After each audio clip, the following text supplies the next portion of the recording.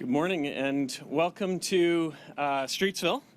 My name is Jeff Nevin. I'm the CEO of Indwell, and we are pleased to welcome this morning the Honourable Doug Ford, Premier of Ontario, and the Honourable Steve Clark, Minister of Municipal Affairs and Housing, along with MPP Rashid, MPP Kazetto, and MPP Zimbabwe. And Councillor Butt has joined us as well this morning, so thank you, Councillor. We welcome you here today in front of a building here that we're very proud of and excited about opening. Indwell is a Christian charity that develops and operates supportive housing. And we operate this housing from Mississauga all the way down to London in southern and southwestern Ontario. And we currently are housing and supporting over 1,200 people living in poverty due to often disability. This, just to give you a sense of where you are and what's going on here, the program behind us will open next year and become permanent supportive housing for 40 people. A multidisciplinary team will provide enhanced health care and housing supports tailored to goals of each tenant. I'm so excited by this project and the 40 homes that will become safe spaces for vulnerable people to thrive. When I think about if you come back a year from now and get to meet some of the folks who are moving in here, you recognize immediately that things have changed. And I think about this, Premier, the folks who are moving in here literally will be able to, as they cross the threshold, they'll be able to take labels like homeless, and they'll be able to throw those down at the threshold and walk in and have a new identity at the very point of entering into these housing units. And so we're thrilled to be able to welcome folks into housing, and we appreciate the partnership and support of all levels of government, and today we especially appreciate and recognize the support of our provincial government in making this happen. Together we can solve homelessness. Together we can create what we call hope and homes for all. And so I'm going to hand this over to, I think that's the Premier from here. Okay, fantastic. Well, thank you. Well, I think it's actually, we got that mixed up. I think you're up. Are you not, Clarky? Sure. Okay. That's all right. We're a team, Premier. We're a team. Well, good morning, everybody. I'm pleased to be here alongside Premier Ford and our fantastic partners in the housing sector. I'd first like to acknowledge the incredible work that Associate Minister of Housing, Nina Tangri, is doing on the Community and Supportive Housing file. And although she is unable to join us today, her work is really reflected right here in her own backyard in Mississauga. So thanks everybody for joining us today, my colleagues in the legislature and in the city. As Ontarians face the rising costs of living and a shortage of homes, our government was given a very strong mandate to help all Ontarians find a home. Supporting the mental health and well-being of people in Ontario is a key priority for our government. We know that we need a comprehensive and a connected mental health and addiction system that offers high-quality, evidence-based services and support. In 2020, our government made a commitment to invest $3.8 billion over 10 years to meet the demand. This funding fills in the gaps in the care continuum and helps to connect community, primary, and acute care to better meet the needs of people with mental health and addiction issues. We've also, as a government, invested nearly $4.4 billion over the past 3 years as part of our Social Services Relief Fund to enhance and grow community and supportive housing to address homelessness and also to respond to COVID-19. And through this fund, I'm pleased our government was so pleased to support this project and provide funds right here in Streetsville. Our government has been making real progress on tackling the housing supply crisis. Under the leadership of Premier Ford, we're going to be building at least 1.5 million homes by 2031 by closely working with our partners in the housing sector like Indwell and with each community across our province. I want to thank Indewell Community Homes, with whom I've had the honor of working on several projects across the province. They're fantastic partners. And now I'd like to turn things over to the Premier to make the exciting announcement today. Thank you so much, everybody. Well, good morning, everyone. What a beautiful day it is today, and thank you, Minister Clark, for that introduction. And I'm thrilled to be back here in the great city of Mississauga and in the community of Streetsville. I just met with the BIA, and I want to, again, welcome Councillor Butt, Councillor Parrish as well is here. And, you know, and I want to mention about Nina. I went over to the BIA. They absolutely love Nina Tangri and said she's doing a fantastic job, and I agree.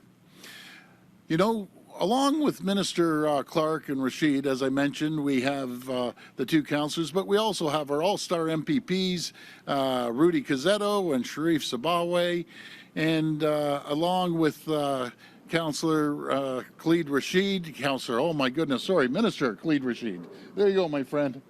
I also want to thank Jeff Nevin and the whole team at Indewell for your partnership on this project and for all the great work that you do day in and day out, helping to build affordable homes for people right across this province. And thank you. And Jeffrey, by all means, take that same idea and spread it right across our province. Friends, Ontario is growing at an unprecedented rate. They're the fastest growing jurisdiction in all of North America, bar none. Last year alone, we added more than 500,000 people. And at these rates, Ontario will grow by more than 5 million people over the next decade. To put that into perspective, it's like putting two cities of Toronto plopping down right across Ontario. These are staggering numbers that didn't exist just a few months ago. That's why it's never been more important to deliver on our commitment to build at minimum 1.5 million homes. Failing to act would worsen the housing supply and affordability crisis. In particular, young families and newcomers in search of the Ontario dream will see home ownership slip further away as they are locked out of the housing market. And our most vulnerable will continue to face housing instability. Failing to act would hurt everyone in Ontario by driving up the cost of goods and services and by hampering new job creation and investments.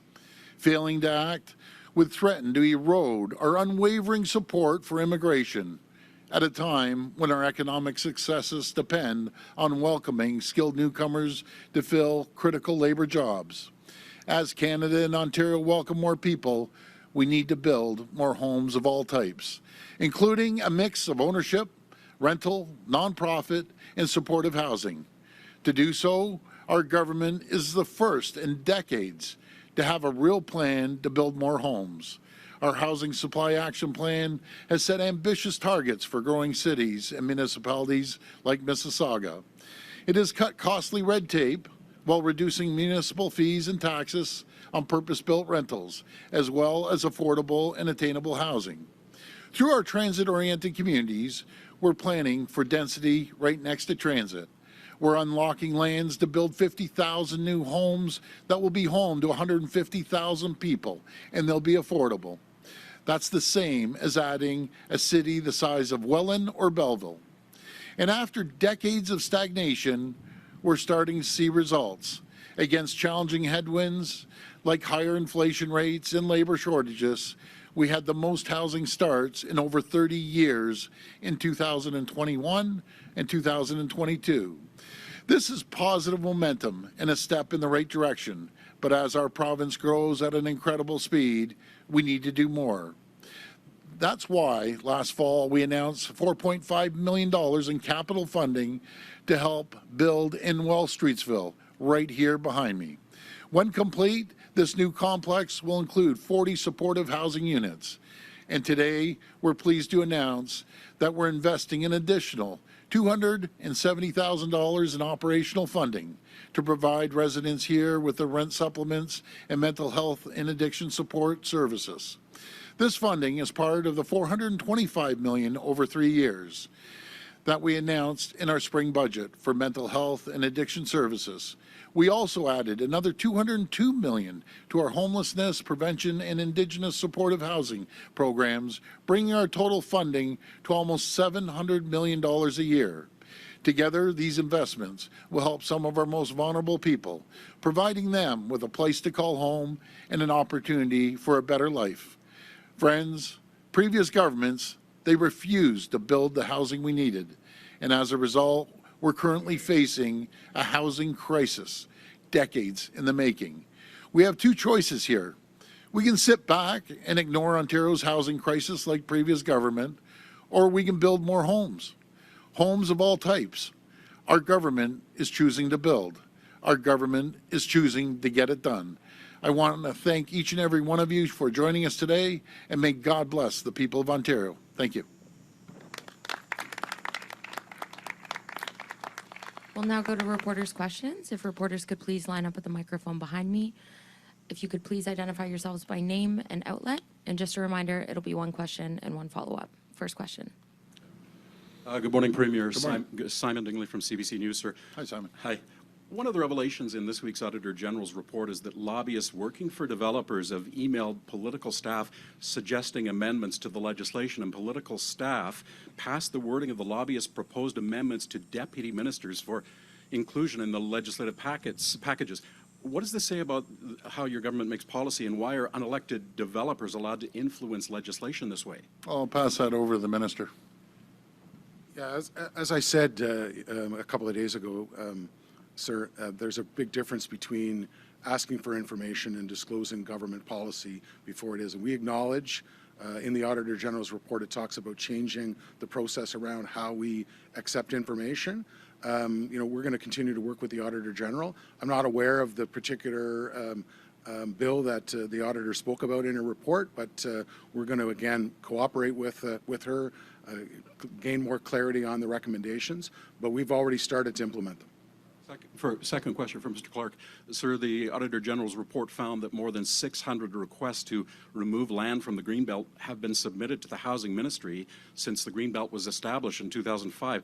Only 22 were actually considered by the Greenbelt project team, and 21 of those were brought forward by the Housing Minister's Chief of Staff, your Chief of Staff. Why were these select few developers able to get access to your Chief of Staff? Well, the report indicates very clearly something that both the Premier and I and our government have completely acknowledged, the fact that we moved too fast and there were severe flaws in the process. So we recognize that to be the case as part of the consultation, which resulted in that information that you so aptly quoted.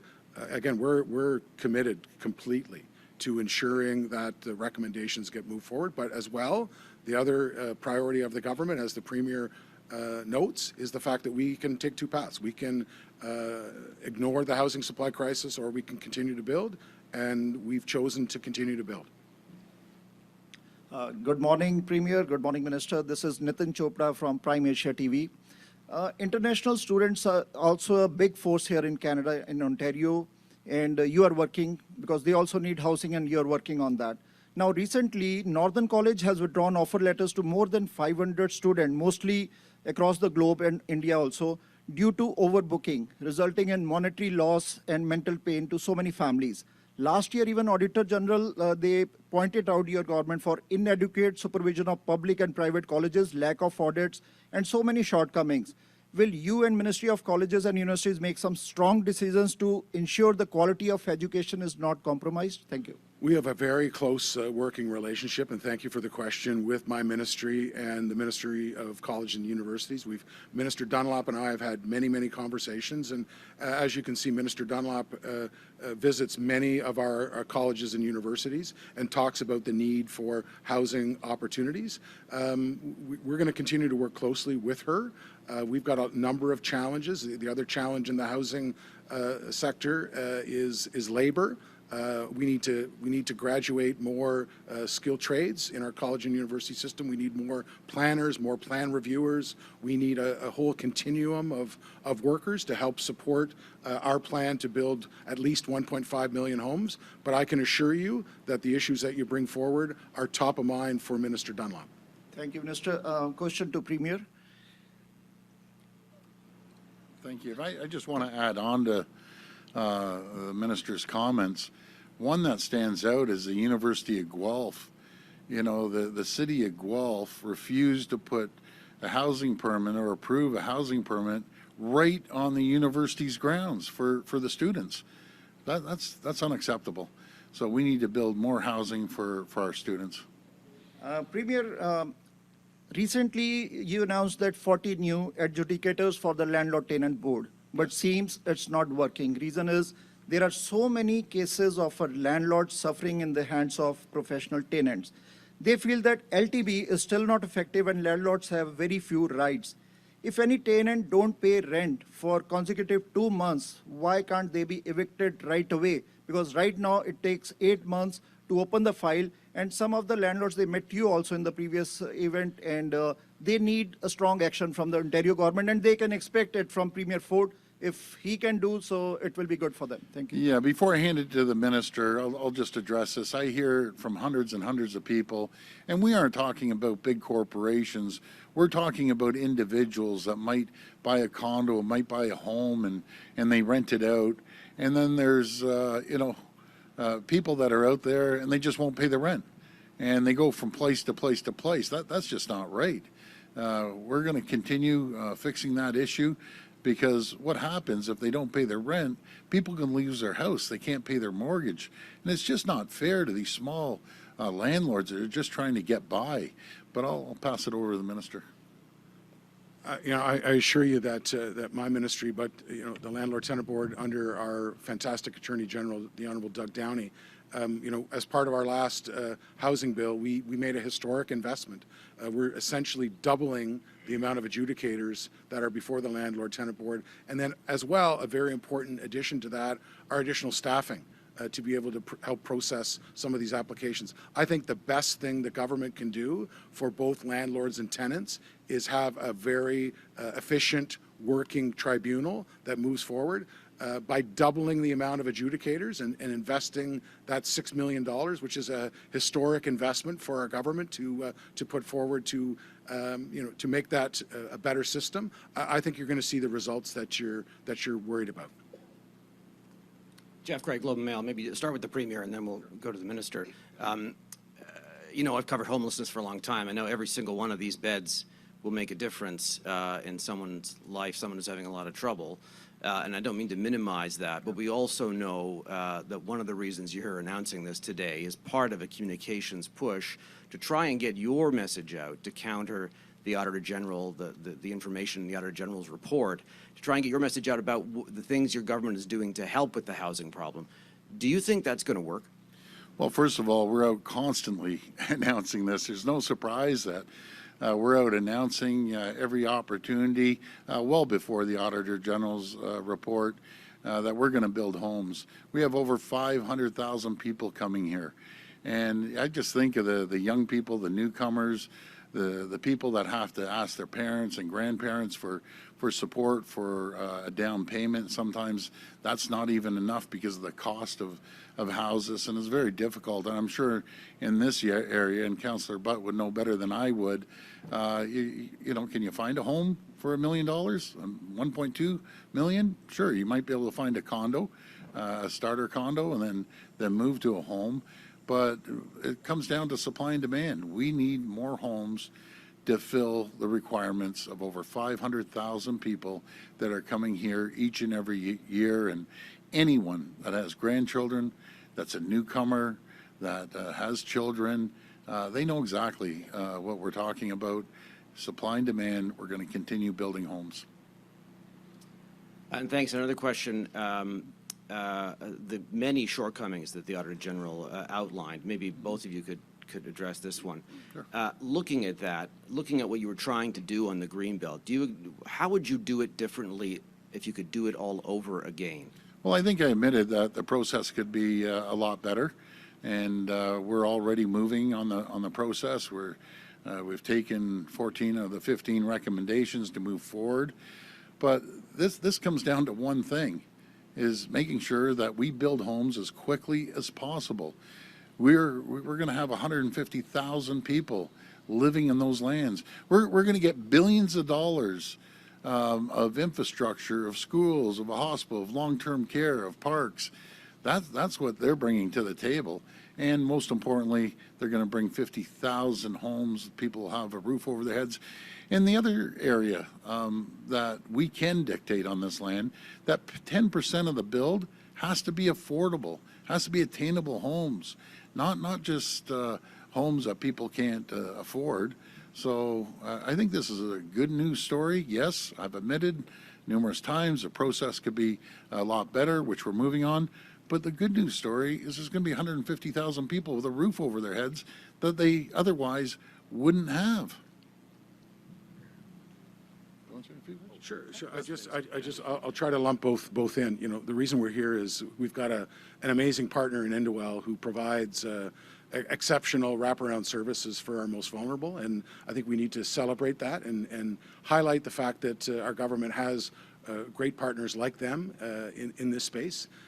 You know, I want to echo what the Premier said as well. We're going to have billions of dollars of community improvements that are going to be paid for by the landowners of those properties. But at the same time, we have a tremendous relationship with our municipal partners. We've got two municipal councillors here. We've got the largest municipal conference in the country, being the AMO conference, the Association of Municipalities of Ontario conference, in a couple of weeks in London.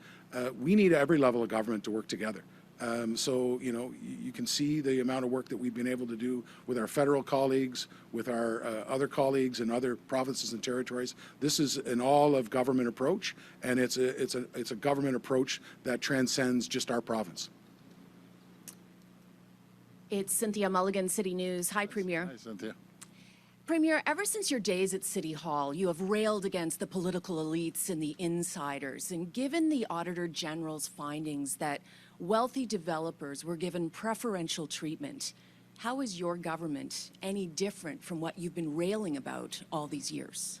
Well, first of all, I disagree with preferential treatment. Those are, oh, okay. Disagree with the Auditor General's report? I thought you accepted the Auditor General's report. I'm saying the way you phrase that, no one had preferential treatment. What we're doing is trying to build the 50,000 homes for people that need it. And the number one issue out there, Cynthia, is affordability, followed by the economy and jobs and healthcare. You know, I've seen a lot of numbers, and you've seen them, and polls flying around all over the place. And their number one issue is affordability. That's what we have to focus on. And we're going to continue doing that. We're going to continue building the 1.5 million homes for average people. Now, it's ironic that you mentioned what you mentioned, because the previous government, when they changed it 17 times, they changed it for their buddies to build mega mansions, which mega mansions aren't happening on this property. They built it to change to a golf course, a golf dome, and a Jiffy Lube. We aren't doing that. We're changing it to build homes for people that need it, the hardworking working class that can't afford a home. It's as simple as that. So the Integrity Commissioner is considering your request at the urging of the Auditor General to investigate or consider investigating Minister Clark's Chief of Staff. Is the Chief of Staff going to be the fall guy here? Because it seems to me really unbelievable that he worked alone and did this all on his own without any supervision or anybody else having any knowledge of what he actually was doing.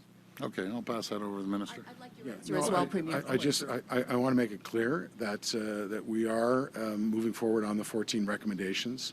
My chief and I continue to work with and collaborate with the Integrity Commissioner on the investigation. The government moved very quickly on that recommendation yesterday, and we'll continue to work with him, answer his questions, and assist him in the investigation. But at the same time, we've got 14 recommendations that we need to put the transparency back into the system, and we've already started, and we're going to continue to keep doing that. Premier, but is this Chief of Staff going to be the fall guy? Is he going to be the guy that shoulders all the blame for what you said was a flawed process? Well, first of all, we're going to follow the recommendations. One of the recommendations were to have the Integrity Commissioner look into it. I know he's in the process of been doing that for the last month, or probably more than a month, and we'll take his recommendations. So let's see where we go after the Integrity Commissioner's report comes out. Matt Ingram, CHCH News. Hi, Matt. Burlington Mayor Marianne Mead Ward rejects your claim that Burlington's not building houses fast enough. I'm wondering what you say to that and why you singled her out the other day. Well, first of all, I really like Mayor Ward. I think she's doing a fabulous job. But when everyone else is hitting their targets of 90%, 100%, 80%, 70%, and Burlington's 5%, I did have an opportunity to talk to Mayor Ward, and she's going to be getting together, I think it's next week with me, and we're going to help her. She's not a bad person. She's a really good person, actually. We get along quite well, and she does a good job. But the numbers aren't there. Now, maybe they're waiting for something. If we can help them out, then we're going to help them out. But when there's just a glaring difference of 5% versus everyone else, all other 28 large municipalities, we have to address it. Mayor Horvath in Hamilton released a statement calling on you to cancel your plan to build on Greenbelt lands in Hamilton. That was the will of the municipal council. I'm wondering why your government won't respect the will of the local people. Well, first of all, before I hand it over to the minister, let's talk about Hamilton. You know, there's one block in Hamilton, they call it the Greenbelt, which is an absolute joke, and I'm going to bring a picture next time I'm in front of the cameras. There's houses on all four sides. In the middle of these houses, folks, there's an empty field. When I was door knocking over and over again, they said, do something with this empty field. It's 10 acres or something. But that's what they call Greenbelt? No, that's not Greenbelt. That's an area that we can build homes for people. And by the way, if I'm not mistaken, Hamilton Council put a resolution forward to take it out of the Greenbelt and build it. So, you know, I've been getting along real well with Mayor Horvath. I'm going to continue getting along. But you can't say, you know, do one thing and then change your mind and say you can't do anything. And I encourage the media to go to this area, take a picture, and tell the real story. Tell the story. This is called the Greenbelt. It was flawed. They know it. We know it. The previous government knows it. That's why they changed it 17 times. We've increased it by 2,000 acres.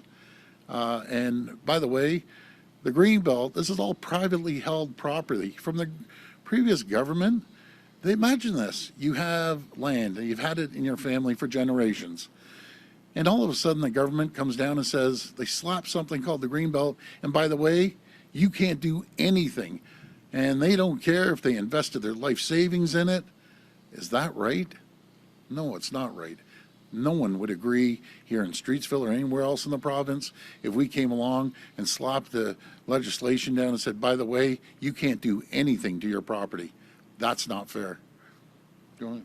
Yeah, I just want to add that we have a great relationship with Mayor Horvath. You know, she wholeheartedly supports the housing pledge in the city. As was said on many occasions, 9 of these 15 sites have been widely communicated by local councils and local communities asking for development on it, some of them going back decades. There are resolutions from various mayors, letters from councils, and so on and so forth. And as the Premier said, these are privately owned lands, but they also, using the nonpartisan Provincial Land and Development Facilitator, will be able to have billions of dollars of community benefits, roads, transit, parks, healthcare facilities, hospitals and healthcare, long-term care. There's going to be a lot of back and forth between the Provincial Land and Development Facilitator, the local municipalities, and these private owners. But the landowners are going to bear the brunt of the billions of dollars of community benefits as part of that negotiation. Hi, Naira Ahmed from the Canadian Press.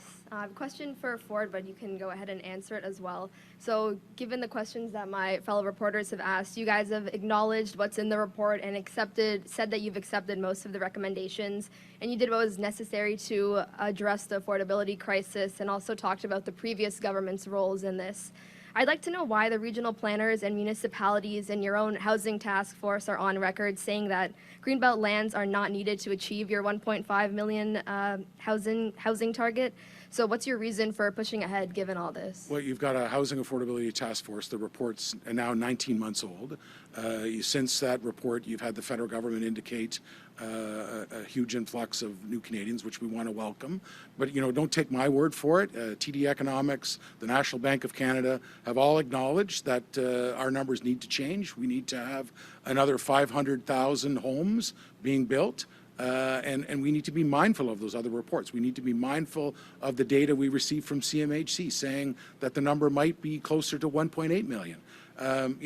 Things are changing. There are forces, as the Premier said in his speech, that are out of our control, like interest rates. But again, we need to work with everyone. We need to work with municipal planners and municipalities. We need to work with the federal government on getting shovels in the ground. And to the Premier's point about Burlington, we need to have not approved projects, we need to have started projects. You'll always hear me talk about housing starts. That's the metric that our government needs, because you need to start that house to be able to build up at least 1.5 million.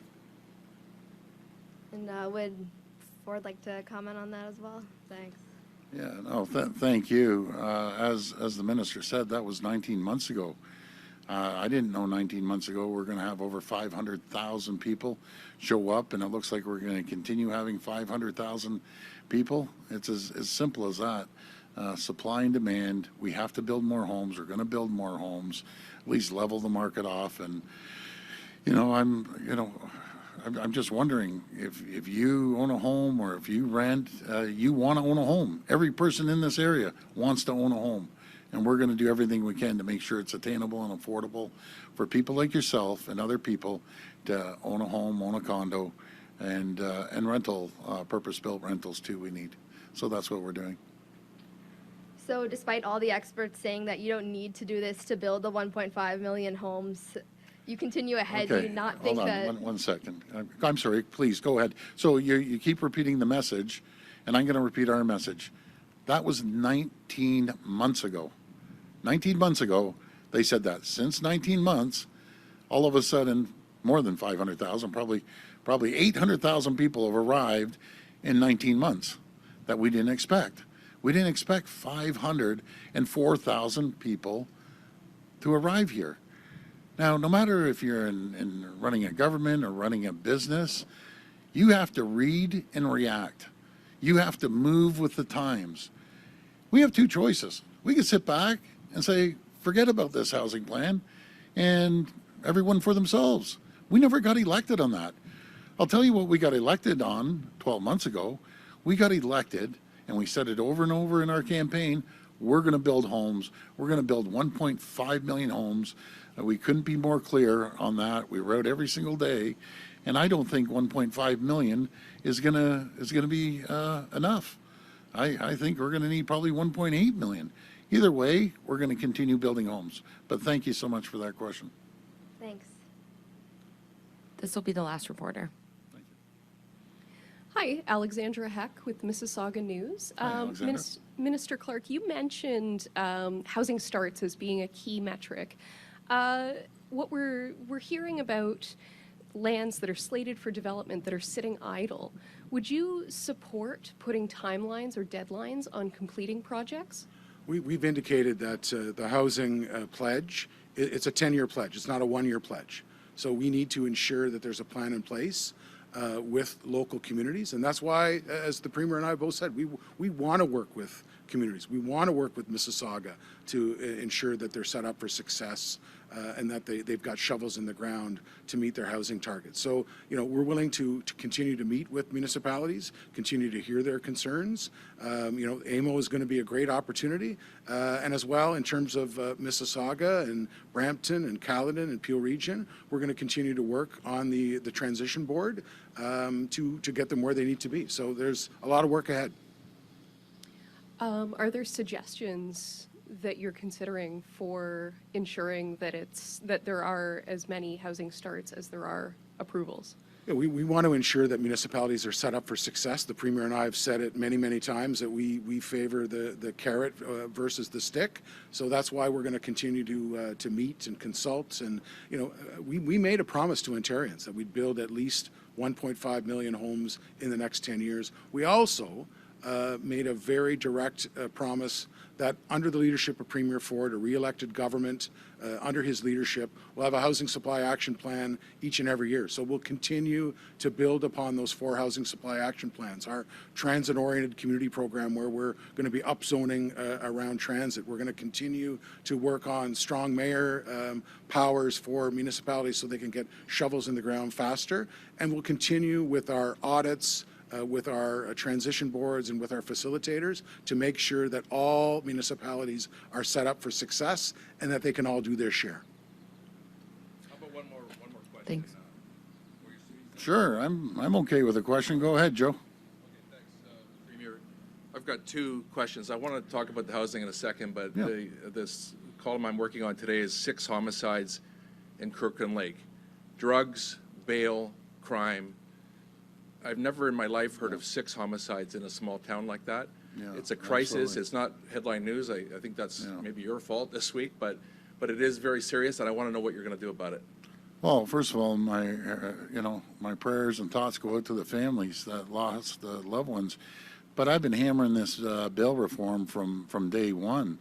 I led the charge with all the premiers to put this forward to the federal government. I want to thank all premiers, all 12 premiers that signed off, and I want to thank all the police for sacrificing every single day, going out there, protecting our communities. So it's sitting at the federal government right now on their laps. I have all the confidence that the new minister, Dominic LeBlanc, will move this forward in a rapid fashion. But you see a lot of these people, are out on bail.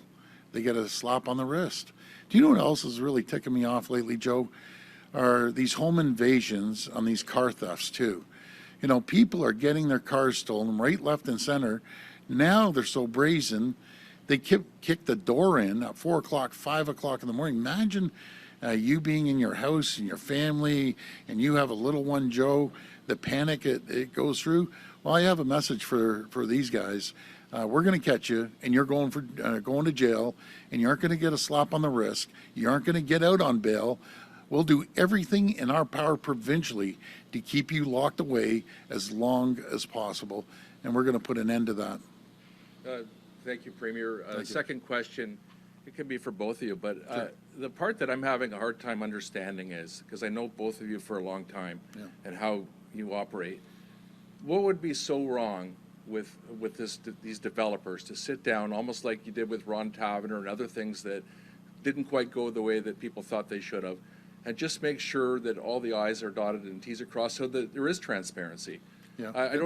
I'm having a hard time. Is it because things are shovels in the ground already, or money transfer? What's the reason for not doing that? Just go back and do it the right way. Well, first of all, Joe, I appreciate that. We've admitted that we're going to take the 14 recommendations out of 15 to improve the process. But I'll tell you what we do need. We need to make sure they build those homes. And that's a message to the people, the landowners that have these properties. You don't get shovels in the ground. We don't see progression rapidly. That land's going back in the Greenbelt. Simple as that. So that's a clear message. I can't be any more clear than making sure that your projects move forward. And it's critical that we build 10% affordable, attainable homes.